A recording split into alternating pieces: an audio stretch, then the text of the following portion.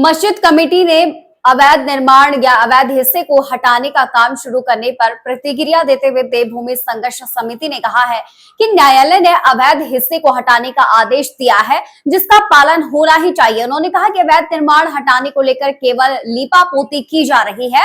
उन्होंने ये भी कहा कि कमेटी के पास अगर साधन की कमी है तो न्यायालय के समक्ष वे अपनी बात रखें। साथ ही संघर्ष समिति ने संजौली मस्जिद मामले पर उच्च न्यायालय के उन आदेशों का स्वागत किया है जिसमें न्यायालय ने आयुक्त अदालत को मामले का निपटारा 8 हफ्ते के भीतर करने के आदेश दिए हैं। देवभूमि संघर्ष समिति के संयोजक भरत भूषण बताते हैं कि स्थानीय लोगों की ओर से संजौली में हुए अवैध मस्जिद निर्माण को लेकर उच्च न्यायालय में याचिका भी दी गई। उच्च न्यायालय ने याचिका स्वीकारते हुए नगर निगम को यह अवगत करवाया है कि 8 हफ्तों के भीतर ही इस पूरे मामले का निपटारा कर दिया जाए। 14 वर्षों से ये मामला न्यायालय में लंबित है। उन्होंने ये भी कहा कि देवभूमि संघर्ष समिति अब 2 विषयों को लेकर सड़कों पर उतरी थी और इसमें प्रदेश में हो रहे अतिक्रमण और दूसरा था कि अवैध निर्माण जो प्रदेश में आ रहे बाहरी राज्य के लोग हैं उनका पंजीकरण मेन मुद्दा समिति का रहा है और आगे भी रहेगा। उन्होंने संजौली में शुरू हुए मस्जिद के अवैध निर्माण को हटाने के काम पर कहा है कि न्यायालय मस्जिद के अवैध हिस्से को हटाने के आदेश दिए हैं, ऐसे में अवैध हिस्से को हटाया जाना चाहिए। फिलहाल उन्होंने उच्च न्यायालय के इस फैसले का भी स्वागत किया। देखो, जो आवाज हिमाचल की सनातन जनता ने 2 महीने पूर्व उठाई थी, आज उस आवाज पर सत्य की मोहर लगी है और जो अवैध ढांचा है पिछले कल से वो गिरना शुरू हो गया, क्योंकि सनातन जो जनता है, सनातनी समाज है, वो सनातन में आज से विश्वास नहीं रखता। अभी हमने दशहरा उत्सव मनाया, लाखों वर्ष से हम मनाते आ रहे हैं, आखिर क्यों?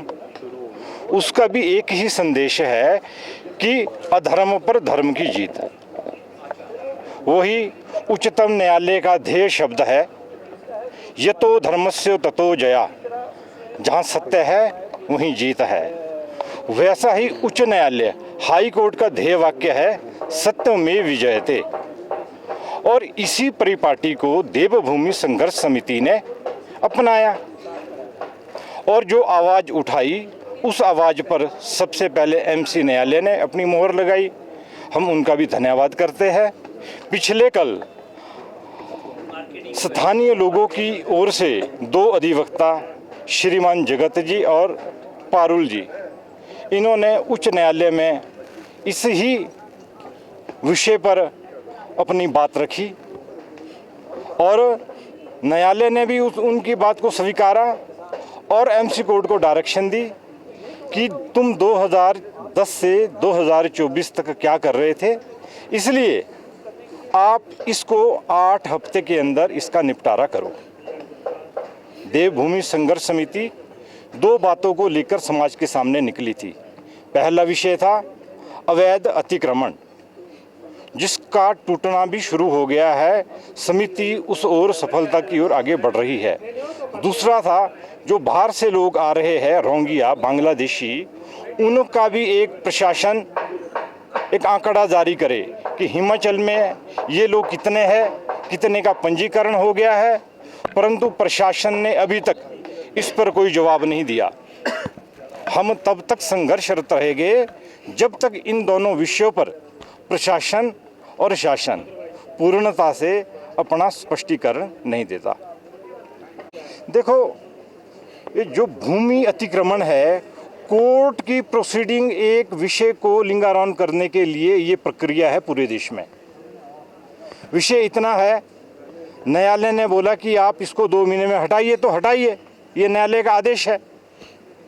आपके पास साधन नहीं, आप न्यायालय में बताइए। परंतु इस तरह ये लिपापोती नहीं चलेगी। 4 आदमी लंटर पर चढ़ते हैं, एक एक पत्रा, शाम को 4 पत्रे निकालते हैं। हम भी देख रहे हैं, आप भी देख रहे हैं, सबकी दृष्टि इस पर सजग है। मारना कहाँ तक उचित आप समझते देखो, हैं इस तरह से? मारा कुछ नहीं है उसमें, उन्होंने सिर्फ मुर्गा बनाया विपक्षीय कार्रवाई हो सकती है। चलो जो भी कानून सम्मत रहता है, परंतु गांव वालों ने जो पूछा तो उनका राइट भी तो ठीक था। राइट तो ठीक है, आपसे ये पूछ रहे हैं कि मार पिटाई करना कहाँ तक सही है? देखो, कानून हाथ में लेना अच्छी बात नहीं है, परंतु अगर उनसे पूछताछ की है तो वो ठीक ही है। भूमि संघर्ष समिति ने पहले दिन में से ही स्पष्ट किया, जो बाहर से लोग आ रहे हैं हमारे गांव में, वो चाहे रोहिंग्या है चाहे बांग्लादेशी है, उनका एक पंजीकरण समाज में होना चाहिए, पुलिस में भी होना चाहिए। अभी पिछले दिन की घटना है, गांव में कुछ लोगों ने बाहर के लोगों को रोका। किस गांव की घटना जी? धामी में बाहर के लोगों को रुका, सिर्फ उनसे ये पूछा कि अपना आई कार्ड दिखाइए, आप गांव में आने की परमिशन दिखाइए, परंतु उसके पास कोई दस्तावेज ऐसा नहीं था। प्रशासन को कहाँ तो उन स्थानीय लोगों की पीठ पर हाथ रखना चाहिए था, उनका धन्यवाद करना चाहिए था, परंतु एसपी शिमला, पुलिस शिमला उल्टे ही रास्ते चल रहे हैं आजकल। इन्होंने उन गांव वालों को ही रोक दिया, आपने क्यों पूछा इनसे, और वो पुलिस स्टेशन वो बालूगंज में बुलाए।